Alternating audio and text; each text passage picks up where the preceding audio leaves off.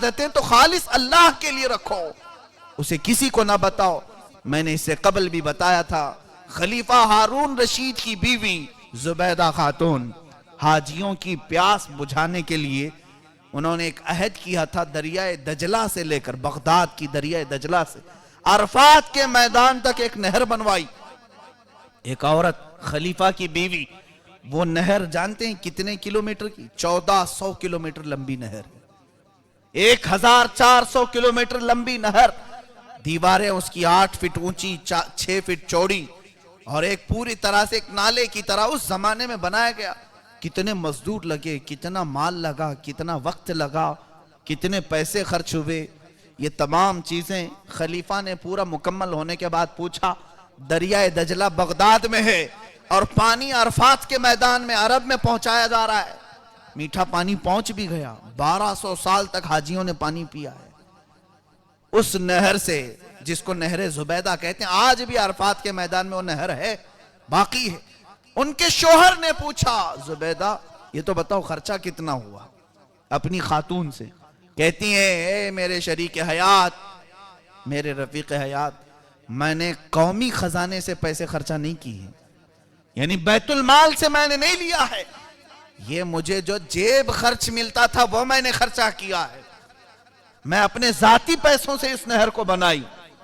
خلیفہ نے پوچھا، چلو ٹھیک ہے تم نے اپنے ذاتی پیسوں سے ہی بنایا ہے، کم سے کم بجٹ تو معلوم پڑے کہ کتنا ہوا۔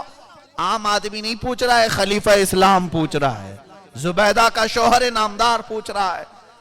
زبیدہ خاتون کہتی ہیں، اے میرے رفیق حیات، یہ نہر میرے اور میرے رب کے درمیان راز ہی ہے، یہ میں نے خالص میرے رب کے لیے بنایا ہے، اور قیامت کے دن اس کی اجرت اسی سے لوں گی۔ اب اگر میں یہاں دنیا میں بتا دوں تو قیامت تک آنے والے اس کے پیسے اور اس کا مال، اس کا بجٹ گناتے رہیں گے، زبیدہ نے اتنے کروڑ خرچ کیے، زبیدہ نے اتنے لاکھ خرچ کیے۔